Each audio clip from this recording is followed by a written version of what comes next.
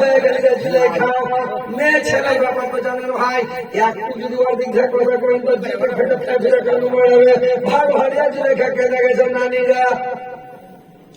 কি বলবার দুঃখের কথা নানি, কি বলবো মনের কথা নানি গে, আমি ইউসুফকে মন প্রাণ দিয়ে অন্তর থেকে দিল থেকে ভালোবাসি নানি, কিন্তু ইউসুফ আমার প্রেমে ছাড়া দেয় না, আমার কথা শুনে না, আমার কথা মানে না নানি।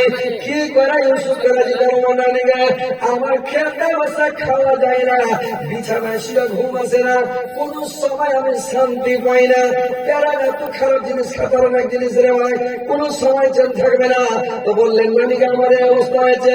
ওর নানি বলছে জুলেখা রে, এরে জুলেখা ইউসুফকে রাজি করবেন একটা চুটকির ব্যাপার, ইউসুফকে রাজি করে দিল। কি তখন আরো জোর করে কান্দে নানিকে, আমাকে রাজি করে দেবে নানি।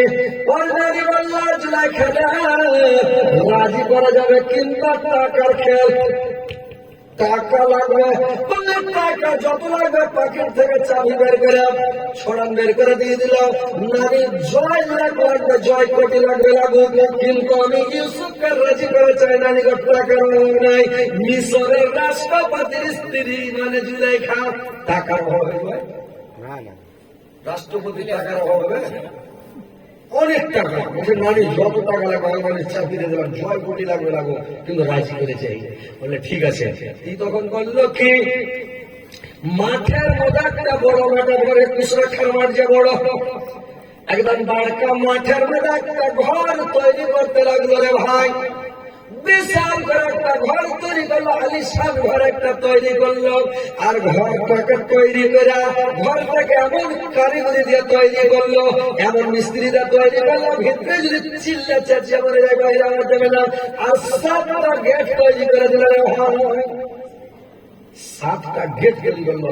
7টা গেট তৈরি করে এইবারে তখন কি করলো, ঘরকে রং চং করে চারোদিকে একবারে সিসা টিসা লাগিয়া, ফটো সাটিয়া, টেবিলের উপরে একবারে টিফিন টাইম সাজিয়ে ফল ফ্রুট দিয়া, ঘরে গ্যাস করা করে সেন্ট ফ্রেন্ড দিয়া, সেন্ট বেটা ছেলে লাগিয়ে দিলে পাগলা হয়ে যাবে, এমন করে সেন্ট ফ্রেন্ড দিয়েছে।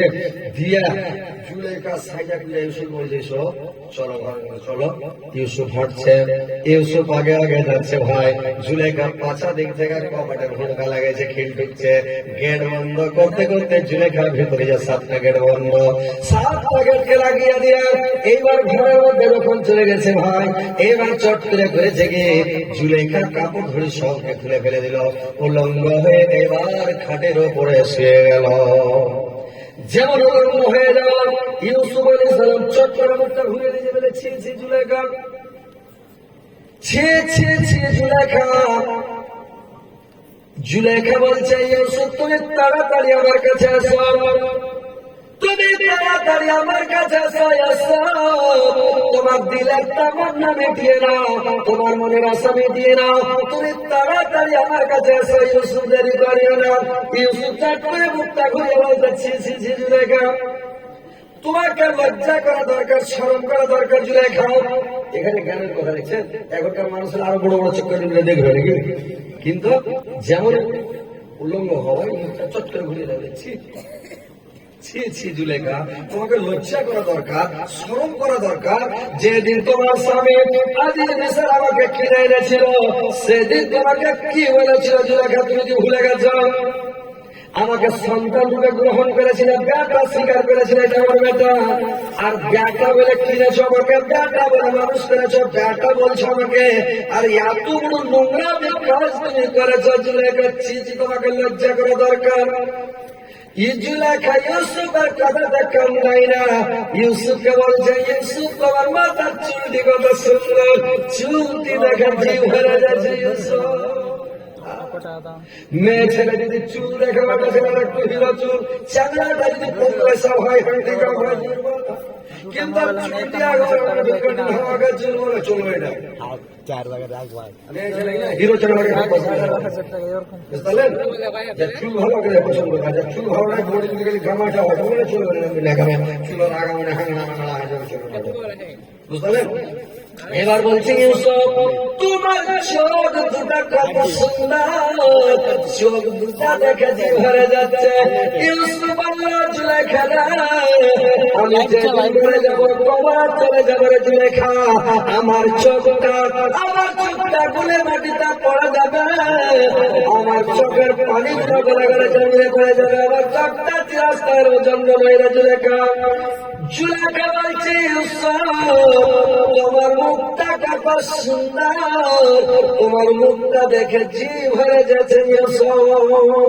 ইউসুফ আল্লাহ জুলেখা, আমার মুখটা হচ্ছে মৃত্তিকার খোরাক, আমার মুখটা হচ্ছে মাটির খোরাক, যেদিন আমি মরে যাবো রে জুলেখা, আমার মুখটা মাটিতে খেয়ে নিবে, মাটিতে শেষ হয়ে যাবে, আমার মুখটা চিরাস্তায় জন্ম নয় রে জুলেখা। জুলেখা মাথার চাঁদের চুল থেকে বর্ণনা এটা ভালো, ওইটা ভালো, পায়ে সেলা পর্যন্ত এখানকেই ভালো ভালো।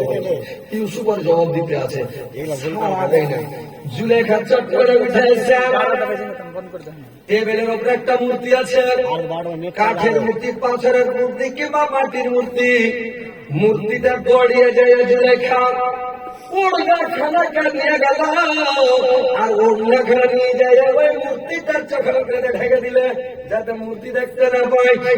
আর চোখের শুধু গেল। ইউসুফ বলছে জুলেখা, তুমি ওড়না খানা তুমি কি ঢেকলে? বলছে আমি আমার উপাস্য, ইয়ার সামনে আমি পুরা কাজ করতে পারবো না ইউসুফ, ওই জন্য আমার উপাস্যর চোখটাকে ঢেকে দিলাম। ইউসুফের ইমানটা আরো তাজা হয়ে গেল। ইউসুফ বলছে জুলেখা, যে মূর্তিটা যদি হা করে থাকো, জিভাতে যদি মাছি দেখে দেখো, হাকে দাঁড়াবে, মুখ লড়ে দাঁড়াবে, মূর্তি মুখ লড়ে দাঁড়াবে, ভাই পারবে না। তাহলে যে হাত পা লড়াতে পারে না, মাছিকে হাঁকাতে পারে না, মাছি হাঁকার শক্তি রাখে না, ওই লোকটা ওই মূর্তিটার আগা দিকে যদি তুমি বুড়াই কাজ করতে না পারো, তো আমি আল্লাহর চোখকে কি করে ফাঁকি দিব, আল্লাহর চোখটাকে কি করে আড় করবো, আল্লাহর চোখে কেউ ঢাকতে পারবে ভাই? মাটির তলে, পানির তলে, পাহাড়ের তলে, ঘরের ভিতরে কপট লাগিয়া আপনি যে কাজ করেন, গুনার কাজ, পাপের কাজ, অন্যায় কাজ করবেন, আল্লাহ সবই দেখতে পাচ্ছে। আল্লাহর চোখ আলো করতে পারে কেউ? কি যে ভাই হ্যাঁ করেন মনে জন্য নিন চলে সামনে থেকে আল্লাহ চোখে ফাঁকি দেওয়া যাবে না। পৃথিবীতে আল্লাহ যে কোনো জায়গায় দেখতে হবে।